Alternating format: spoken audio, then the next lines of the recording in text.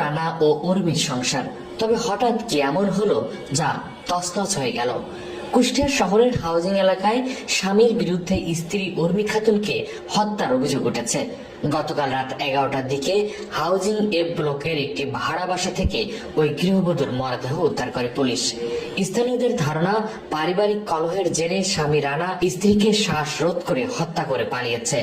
নিহত উর্মি সদর উপজেলার জিয়ারকি ইউনিয়নের গোপালপুরের মহিউদ্দিনের মেয়ে। পরিবার ও পুলিশ সূত্রে জানা যায়, হাউজিং সিটি কলেজ মার্কেটে কফি ও থ্রি পিসের দোকান ছিল তাদের। তারা দুজনেই একই সাথে ব্যবসা পরিচালনা করত। রানা তার স্ত্রী কুষ্টিয়া হাউজিং এলাকায় বাসা ভাড়া নিয়ে বসবাস করতেন। প্রায় রানার সাথে তার স্ত্রী উর্মির ঝগড়া বিবাদ লেগে থাকতো।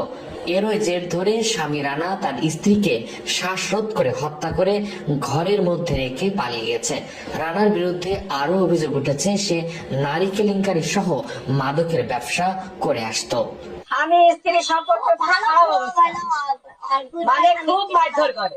আমার মা মনে হয় 5-6 বার বাধা দিয়েছে আর 5-6 বার বদলাইছি। তারপরে হলো আপনার হলো ও হলো নিশামান করে 5 বার জেলেও গেছে কাছে। ওর যে মারা গেছে সেও পর্যন্ত কাজ জন্য নাজেহাল হয়ে বড়ি দিয়ে গাঁজা দিয়ে অনেক সময় ধরায়ও গেছে।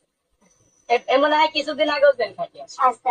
কুষ্টিয়া মডেল থানার ভারপ্রাপ্ত কর্মকর্তা ওসি মোশাররফ হোসেন জানান, স্থানীয়দের দেয়া খবরের ভিত্তিতে আমরা উর্মি খাতুনের মরদেহ উদ্ধার করে ময়নাতদন্তের জন্য কুষ্টিয়া জেনারেল হাসপাতালে মর্গে পাঠানো হয়েছে।